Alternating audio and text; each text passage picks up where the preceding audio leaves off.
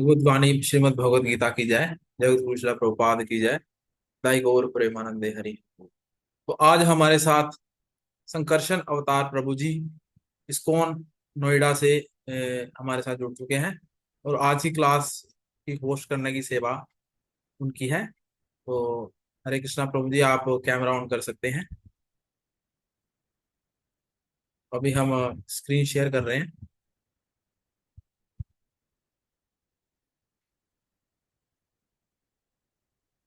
हरे Krishna. Hare Krishna.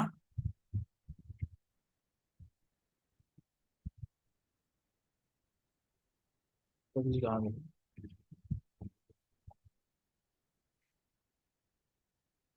Okay। तो हम यहाँ से रीडिंग स्टार्ट करेंगे आज। नंदरानी माता जी, आप यहाँ से पढ़ना शुरू कीजिए। हरे कृष्णा प्रभु जी। हरे कृष्णा। पदमयम अर्थात सनातन राज्य को वही प्राप्त होता है जो निर्माण मोह है। इसका अर्थ क्या हुआ? इन उपाधियों के पीछे पड़े रहते हैं। कोई महाशय बनना चाहता है, कोई प्रभु बनना चाहता है, तो कोई राष्ट्रपति, धनवान या राजा या कुछ और बनना चाहता है। परंतु जब तक हम इन उपाधियों में चिपके रहते हैं तब तक हम शरीर के प्रति आसक्त बने रहते हैं, क्योंकि ये उपाधियां शरीर से संबंधित होती हैं, लेकिन हम शरीर नहीं है। और इसकी अनुभूति होना ही आत्म साक्षात्कार की प्रथम अवस्था है। हम प्रकृति के 3 गुणों से जुड़े हुए हैं, किंतु भगवत भक्ति मय सेवा द्वारा हमें इनसे छूटना होगा। यदि हम भगवत भक्ति यदि हम भगवत भक्ति में सेवा के प्रति आसक्त नहीं होते हैं तो प्रकृति के गुणों से छूट पाना दुष्कर है। उपाधियां तथा आसक्तियां हमारी काम वासना तथा इच्छा अर्थात प्रकृति पर प्रभुत्व जताने की चाह के कारण है। जब जब तक हम प्रकृति पर प्रभुत्व जताने की प्रवृत्ति को नहीं त्यागते, तब तक भगवान के धाम सनातन धाम को वापस जाने की कोई संभावना नहीं है। इस नित्य अविनाशी धाम को वही प्राप्त होता है जो झूठे भौतिक भोगों के आकर्षणों द्वारा मोहग्रस्त नहीं होता। जो भगवान की सेवा में स्थित रहता है, ऐसा व्यक्ति सहज ही परम धाम को प्राप्त होता है। हरे गीता कृष्ण। में अनंतर हरे कृष्ण आगे माता, पढ़ना थैंक है यू। प्रभु। थैंक हाँ। यू। भी एक्सप्लेन करेंगे। हाँ।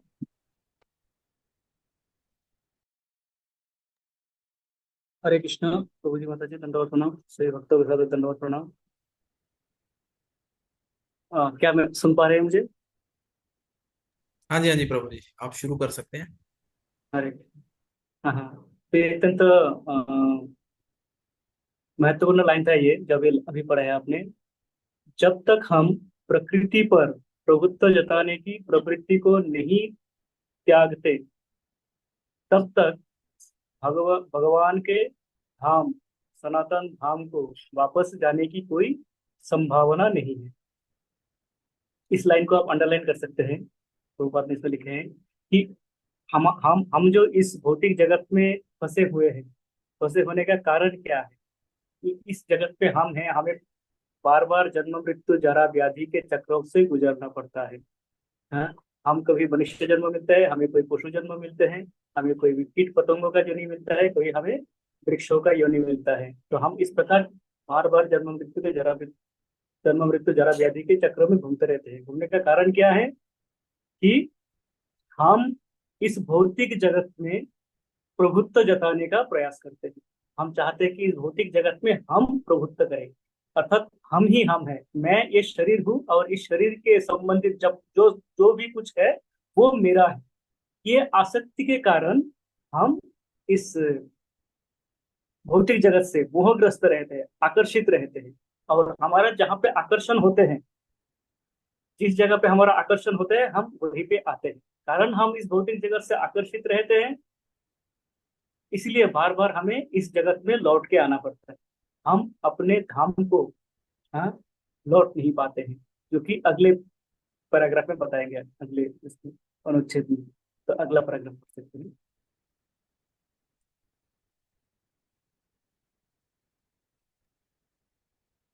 सुंदर बलराम प्रभु जी, आप ये पैराग्राफ पढ़ सकते हैं।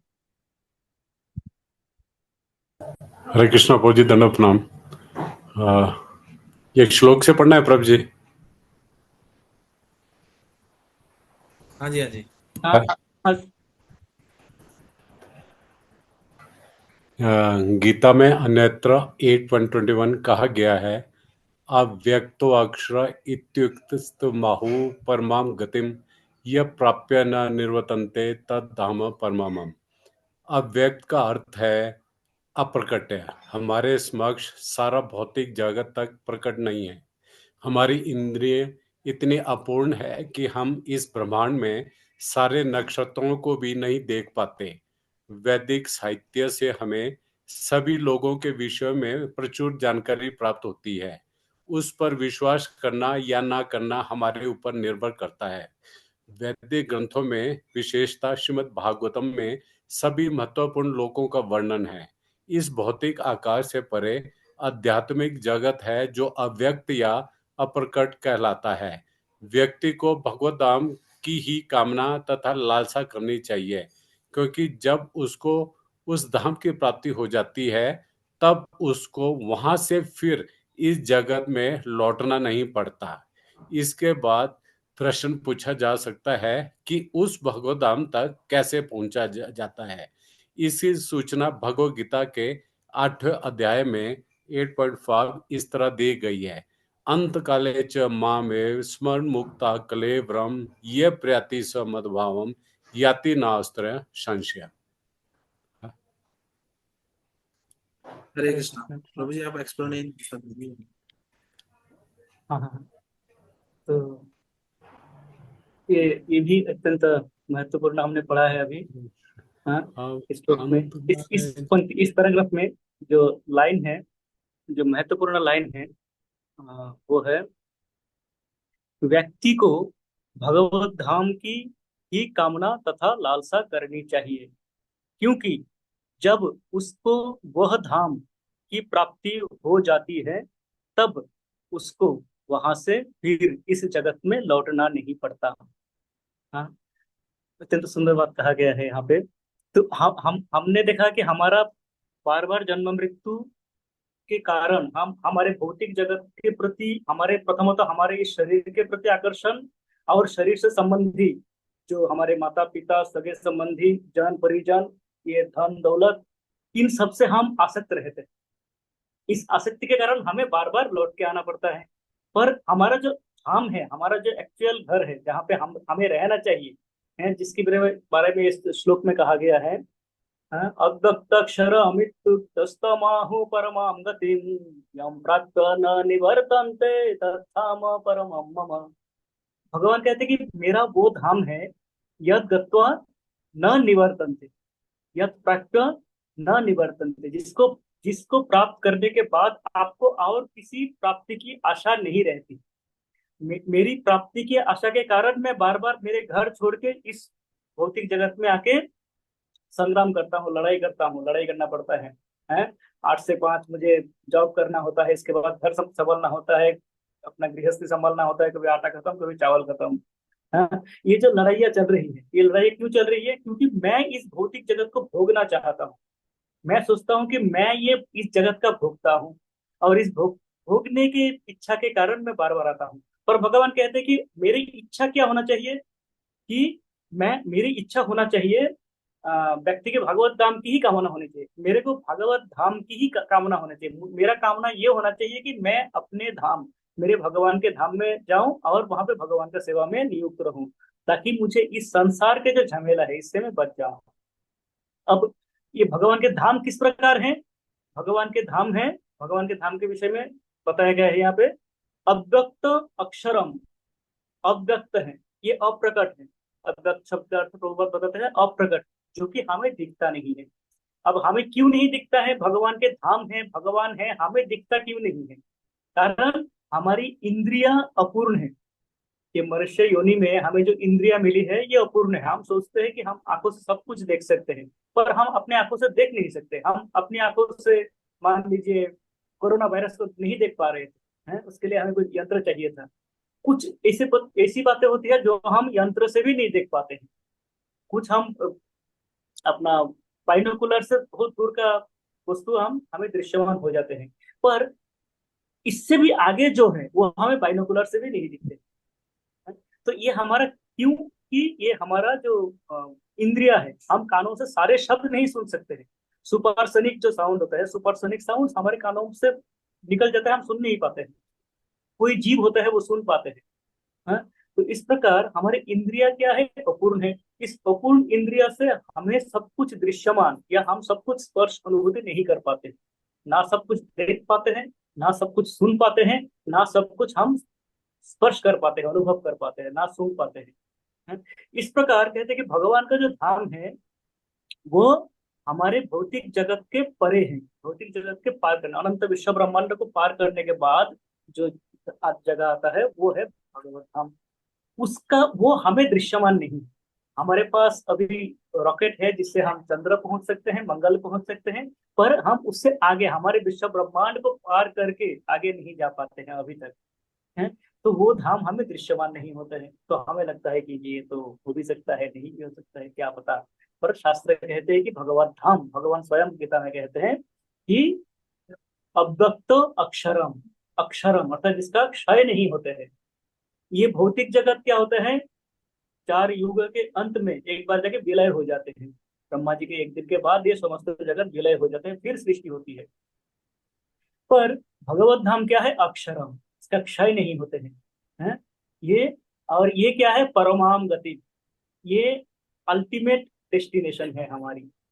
हमें, हम जो ये यात्रा कर रहे हैं, जीवन यात्रा, इस जीवन यात्रा का परम गति, परम गंतव्य स्थान, जहाँ पे मुझे जाना है, जहाँ पे मुझे पहुंचना है, वो है वो स्थान, भगवान कहते हैं। कारण वो प्राप्त होने के पश्चात आपको और कुछ बच नहीं जाएगा प्राप्त करने के लिए। है, भगवान कहते हैं कि आप क्यों आओगे मेरे धाम। है? इसके बाद प्रश्न पूछा जा सकता है कि उस भगवत धाम तक कैसे पहुंचे, तो किस प्रकार आप मेरे पास आओगे। भगवान कहते हैं अंत काले च मामेव स्मरण मुक्त कलेवरम यह प्रयाति समद्भावम याति नास्ति अत्र संशय। करना क्या है, अंत काले, मृत्यु के समय, मेरे मुख से, मेरे मन में, मेरे सारे इंद्रियों के द्वारा जब मैं भगवान का स्मरण करूंगा, हम्म, भगवान का स्मरण कर पाऊंगा, तो भगवान कहते हैं कि निश्चित रूप से आप मेरे धाम को आओगे। हैं? अवश्य ही मेरे धाम को आओगे। तो ये पंक्ति पढ़ ले प्रभु जी, टाइम है अभी। हाँ जी। अंशु हाँ प्रिय ये, माता जी, आप ये पैराग्राफ रीड कीजिए यहाँ से। अंशु प्रिय माता हरे जी। कृष्ण। हरे हरे कृष्ण। कृष्ण। जी प्रभु जी, मेरी आवाज आ रही है? हाँ जी, हाँ जी, आ रही है। अंशु। अंत काल में, ठीक है माता जी, पढ़ू प्रभु जी? पढ़िए पढ़िए पढ़िए। अंत काल में जो कोई मेरा स्मरण करते हुए शरीर त्याग करता है, वह तुरंत मेरे स्वभाव को प्राप्त होता है, इसमें रंच मात्र भी संदेह नहीं है। जो व्यक्ति मृत्यु के समय कृष्ण का चिंतन करता है, वह कृष्ण को प्राप्त होता है। मनुष्य को चाहिए कि वह कृष्ण के स्वरूप का स्मरण करे, और यदि इस रूप का चिंतन करते हुए वह मर जाता है, तो वह भगवत धाम को प्राप्त होता है। भगवत धाम मध्वा मध्वावम शब्द परम पुरुष के परम स्वभाव का सूचक है। परम पुरुष सच्चिदानंद विग्रह है, अर्थात उनका स्वरूप शाश्वत ज्ञान तथा आनंद से पूर्ण रहता है। हमारा यह शरीर सच्चिदानंद नहीं है, यह सत नहीं अपितु असत है।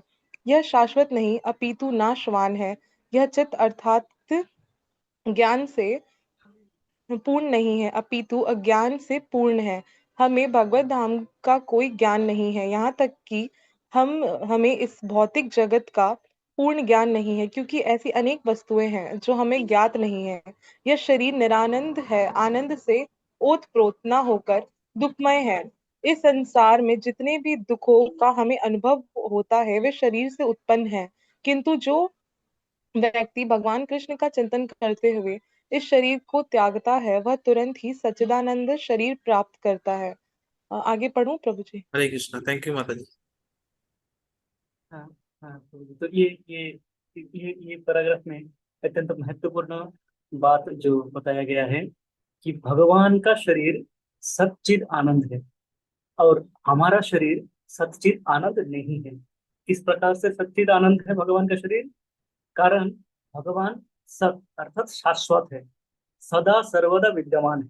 हमारा शरीर आज है, किसी का 50 साल, किसी का 60 साल, किसी का 70 80 जाने वाला है।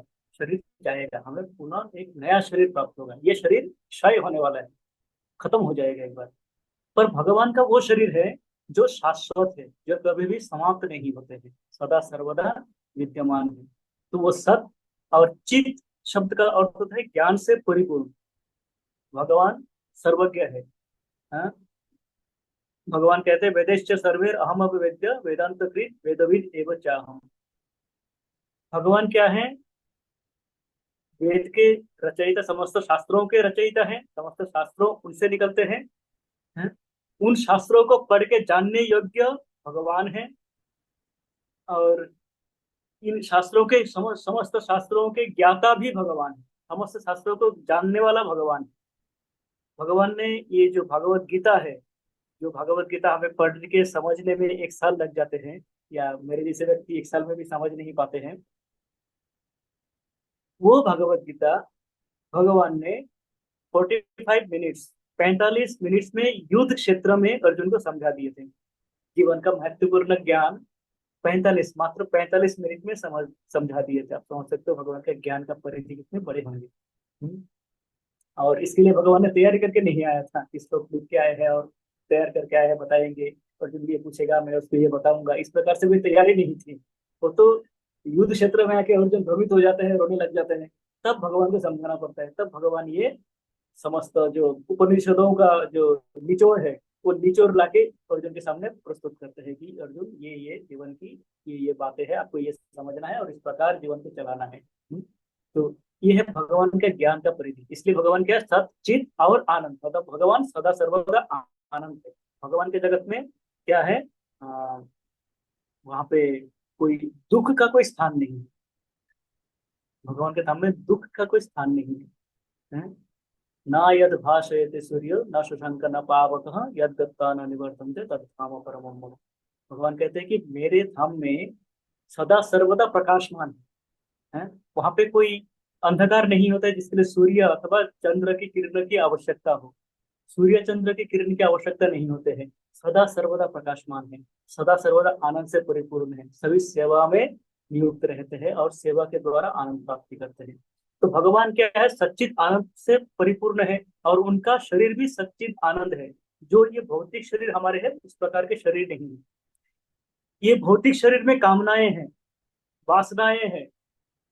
हम सब कुछ अपने कामना और वासनाओं के हिसाब से सोचते हैं। ये मेरा है, मुझे चाहिए, मुझे इसको भोग करना है ये रसगुल्ला मिल गया, मुझे खाना है, इसका मीठा टेस्ट मुझे टेस्ट करना है।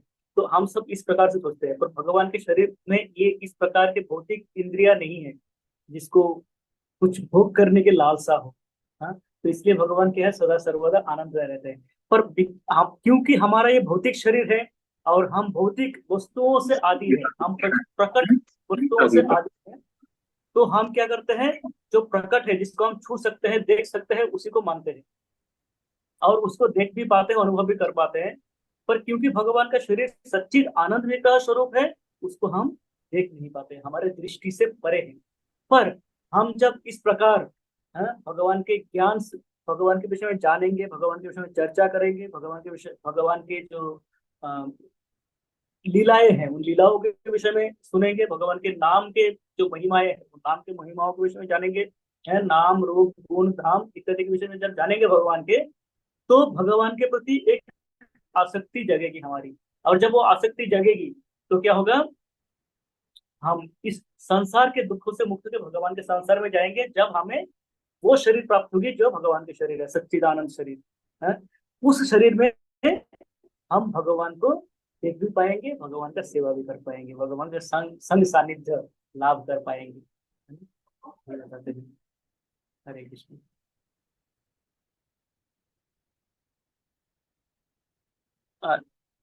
नेक्स्ट चैप्टर कोई है? हरे कृष्ण प्रभु जी। हरे कृष्णा। तो ये पैराग्राफ पढ़ेंगे अभी। श्रीवास प्रभु जी, श्रीवास उपाध्याय प्रभु जी। आप ये पैराग्राफ यहाँ से पढ़ सकते हैं। हरे कृष्णा। धन्यवाद प्रभु। Am I audible? And yes yes, आप शुरू कीजिए। thank you प्रभु जी। इस शरीर को त्याग कर इस जगत में दूसरा शरीर धारण करना भी सुव्यवस्थित है। मनुष्य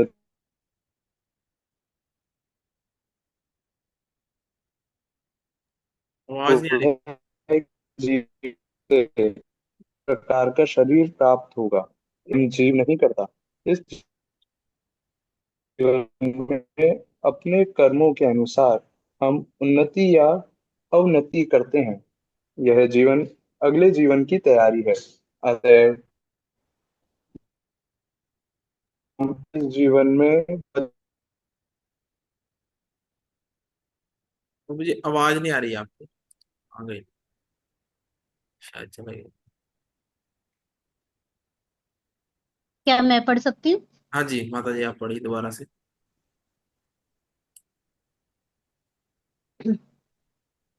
इस शरीर को त्याग कर इस जगत में दूसरा शरीर धारण करना भी सुव्यवस्थित है। मनुष्य तभी मरता है जब वह निश्चित हो जाता है कि अगले जन्म में उसे किस प्रकार का शरीर प्राप्त होगा। इसका निर्णय उच्च अधिकारी करते हैं, स्वयं जीव नहीं करता।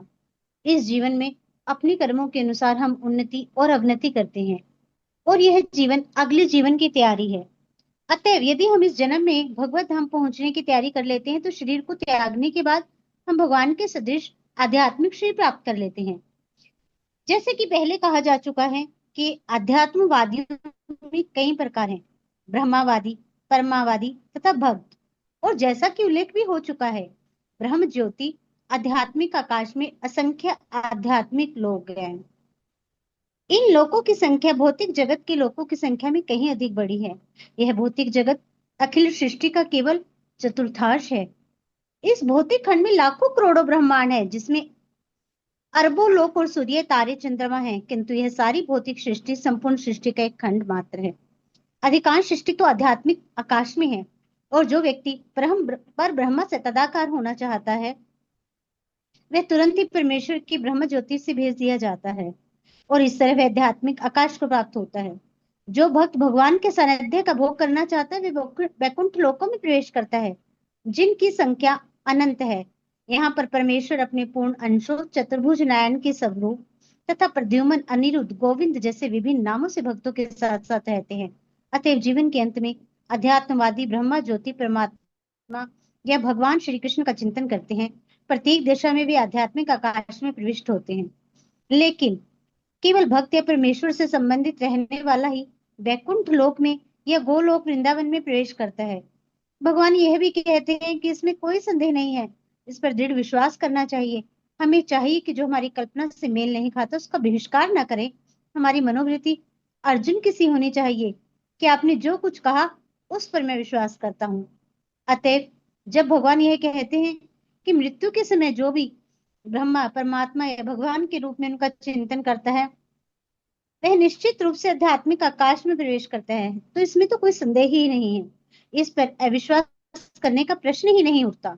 हरे कृष्ण। भगवत गीता में। थैंक यू माता जी। हरे कृष्ण। तो इसमें तो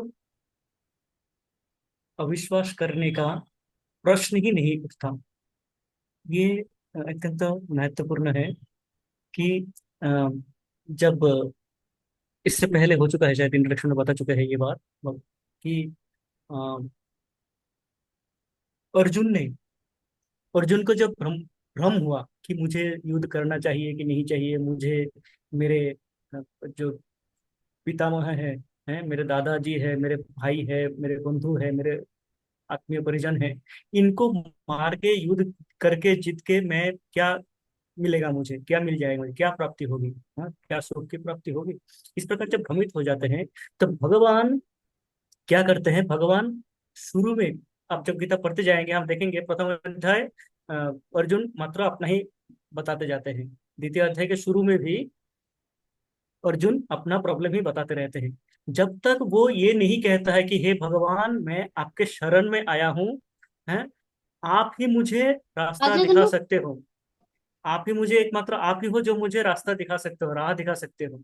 उस प्रकार से जब तक शरण नहीं लिया, हाँ, तब तक भगवान उनको कोई सोल्यूशन नहीं दिया, कोई सजेशन देने नहीं गया।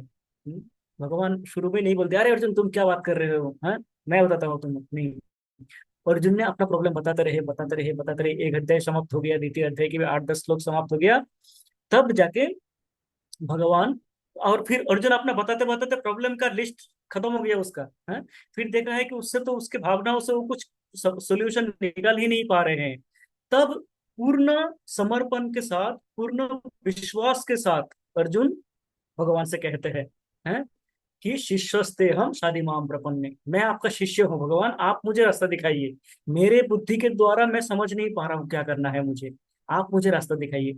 इस प्रकार पूर्ण विश्वास के साथ जब हम इस गीता को पढ़ेंगे, इस गीता को, संदेश को, गीता के वाणियों को, गीता के जो भगवान की कथा है, भगवान के जो वचन है, इनको जब पूर्ण विश्वास, पूर्ण समर्पण के साथ हम पढ़ेंगे, जब भगवान जो बता रहा है, भगवान यदि बता रहे हैं कि तद्धाम परमम मम, मेरा परम धाम है, और वो धाम आपके इस धाम से कई गुना बड़ा है। ये जो एक विश्व ब्रह्मांड है, हम एक, हमारे जो एक ब्रह्मांड हम के जानते हैं, हमारा सूर्य, सूर्य के अंदर कई सारे ग्रह नक्षत्रों को मिला के हमारा विश्व ब्रह्मांड बनता है। उसमें एक पृथ्वी है, एक सूर्य है, चंद्रमा है।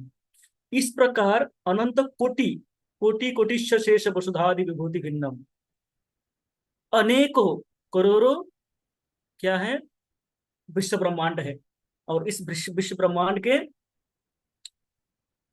एक अंश, वो जो पूरे समस्त भगवान के जो सृष्टि है, पूरे सृष्टि का एक चतुर्थांश, पूरे भगवान की सृष्टि को यदि हम 4 हिस्से में बांटे, तो एक हिस्सा ये भौतिक जगत है, जिसमें अनंत कोटि ब्रह्मांड है। हमारे जैसे एक ब्रह्मांड है, इस प्रकार अनंत कोटि ब्रह्मांड है।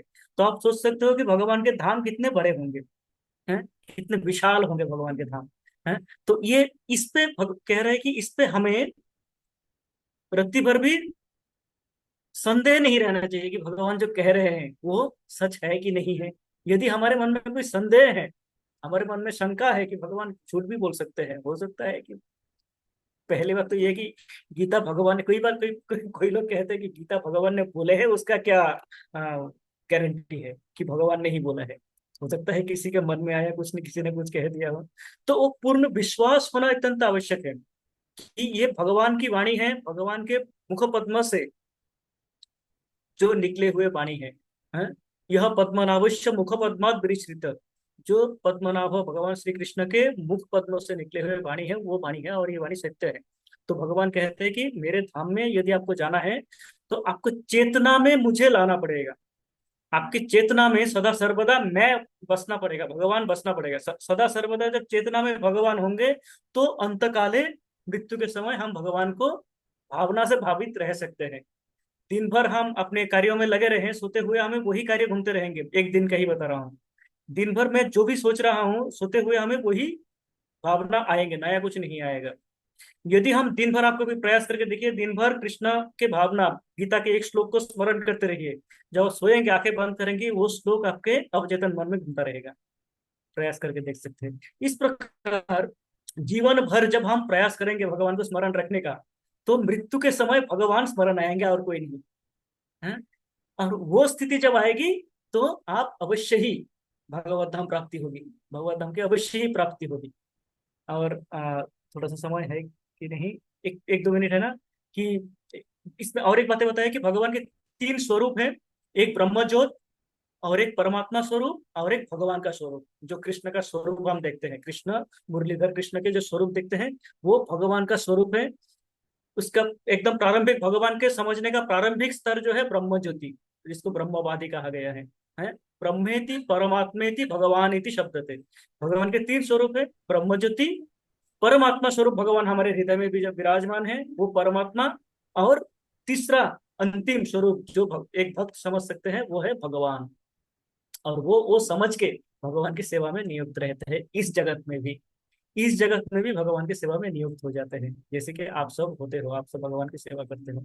हाँ, तो वो चेतना, ये चेतना में हमें लाना है कि मुझे ये जो भगवान के स्वरूप है, ये जो मुरलीधर कृष्ण है, त्रिभंग मुरारी कृष्ण है, इनकी सेवा करना है मुझे, मेरे चेतना में ये बसना चाहिए। जब बसेगा तो अवश्य ही गोलक धाम हमें प्राप्त होगी, इसमें कोई संदेह नहीं है, इसमें कोई बिंदु मात्र संदेह नहीं है।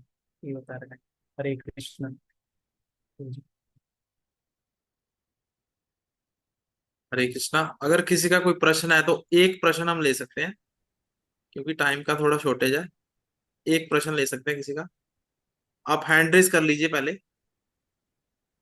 इसका प्रश्न है। जय श्री कृष्ण। हरे कृष्णा मतलब बोलिए। जैसे हम भगवत गीता में भी है, वैसे भी हर जगह हम किसी कथा में कहीं भी सुनते हैं कि हमें जब हमारा अंत समय आता है तो हमारे उस पे मुख पे भगवान का नाम ही होना चाहिए, और इसके लिए हमें आई थिंक हैबिचुअल होना चाहिए कि हम हर टाइम भगवान का नाम ले, तो वो हमारी आदत बन जाएगी। क्योंकि आजकल जो सिनेरियो चल रहा है, आजकल तो पता ही नहीं है टाइम का कि यंग है या कोई ओल्ड एज है, कुछ भी हो जाता है, कैसे भी है। हम कितनी भी मतलब अपनी तरफ से तो कोशिश करते हैं, लाइक कि मैं हमेशा कोशिश करती हूँ राधे राधे, ये जिस भी मैं भगवान जी को मानती हूँ। लेकिन ऐसा हम कैसे सोच सकते हैं, फिर भी हम गृहस्थ जीवन में इस तरह फंसे हैं, हमें अपने बच्चों का, अपने इनका, कि हमें उनके बारे में सोचना है, उनका फ्यूचर के बारे में, आज उन्होंने ये कर लिया कल उनको ये करना है। तो हम इस चीज से तो नहीं निकल पाते ना। हम कैसे कर सकते हैं कि अंत समय में हमारी जुबान पे भगवान का ही नाम होगा, चाहे हम चाहते भी हैं कि होना चाहिए। जी माता जी, बहुत सुंदर, ये बहुत ही सुंदर प्रश्न है। आपका मन में संदेह आता है कि सारे काम करूं, उसके बाद भगवान का नाम कैसे याद रखूं। हाँ, तो कहते हैं कि हमारी जो भी कार्य है, मान लीजिए जब आपको प्रेम है कृष्ण से, आपका अपने बच्चे से प्रेम है, आप बच्चे को देखभाल करते हो। हाँ, तो बच्चे को जब देखभाल करते हो तो बच्चे यदि आपके सामने ना हो, माने मानो कि बच्चे स्कूल चले गए हैं, तो क्या होता है, बच्चे का कोई पोशाक देखते हो या उसके जूते देखते हो या कुछ भी देखते हो, उसका खिलौना देखते हो, आपको बच्चे का स्मरण आ जाता है तुरंत। क्यों? क्योंकि प्रेम है बच्चे से। किसी भी अवस्था हो, कितने भी कठिन अवस्था हो, एकदम फंसे हुए हो काम में, बच्चे का आवाज आ गया मम्मी, आप भाग के आएंगे। हैं, तुरंत आपके मन में जागृत हो जाएगी। किसी कितने भी झंझाट में हो, कितने भी मानो आप इससे फंसे हुए हो, कब निकल नहीं पा रहे हो, फिर भी जब आएगी तो आप तुरंत आपके बच्चे आ जाएंगे मन में। वो प्रेम जागृत करना है भगवान में, और वो होगा कैसे? निरंतर जैसे आप बच्चे के बारे में सोचते हो निरंतर, वैसे ही आपको कृष्ण के बारे में निरंतर सोचना है। जैसे आप सोचते भी, आप कह रहे हो कि राधे राधे कहते रहते हैं, तो क्या कहते हैं कि इस जगत में हमें प्रैक्टिस कैसे करना है? हाथ में काम, मुख में नाम, इस प्रकार कहते हैं कि मैं मेरे सारे कार्य करता रहूं, साथ साथ में भगवान का नाम, भगवान का कोई गीत, कोई श्लोक, भगवान का कोई लीला बोल नहीं सकता, चिंतन कर सकते हैं। तो इस प्रकार हमारे चेतना में वो बस जाएंगे भगवान के विभिन्न वस्तुएं। भगवान भगवान ने क्या क्या दिया है हमें? भगवान का नाम है, भगवान का सुंदर रूप है, भगवान ने इतने सारे लीलाएं किए हैं, भगवान के जो गुणावलियां हैं, भगवान के जो वाणियां हैं, ये श्लोक है, भगवतम भगवत गीता है। इतने में ही आप देखेंगे कि आप सदा सर्वदा भगवान से परिपूर्ण है। आप भूल ही नहीं पा रहे हैं, एक टाइम आएगा जब ये सब करते हुए, संसार में रहते हुए, ऑफिस का कार्य करो, घर के कार्य करो, घर के सब कुछ निपटाते हुए भी, बच्चे को नहलाते हुए आप गाना गा सकते हो कृष्ण के, हैं, गोविंद दामोदर माधवेति। बहुत सारे तरीके हैं। हरे कृष्ण। हरे कृष्णा। सिद्धेश्वर प्रभु जी, आपका प्रश्न हम लेंगे कल। आप मुझे व्हाट्सएप पे भी कर सकते हैं। प्रभु जी इसका जो उत्तर है वो टाइप करके आपको भेज देंगे। तो बहुत प्रभु जी, बहुत बहुत थैंक यू आपका आने के लिए। और सभी भक्तों को कहेंगे एक बार हरे कृष्ण महामंत्र का उच्चारण करेंगे प्रभु जी के लिए, कृतज्ञता व्यक्त करने के लिए। सभी अनम्यूट करके बोल सकते हैं एक बार। Hare Krishna Hare Krishna Hare Krishna Krishna Krishna Hare Krishna Krishna Krishna Hare Hare, Krishna Hare Krishna Hare, Krishna Hare Hare, Hare Ram Hare Hare Ram Ram Ram Ram Ram Ram Ram Hare Hare Hare. Hare. Hare Hare. Thank you so Krishna much प्रभु कृष्ण जी, हरे हरे। आपका थैंक यू समय थैंक यू देने के एवरीबॉडी। लिए। आप सबका शुभ धन्यवाद है। आप अब मैं आप सबको धन्यवाद देता हूँ कि आप लोग समय निकाले, समय निकाल के आए भगवान के विषय में श्रवण करने के लिए।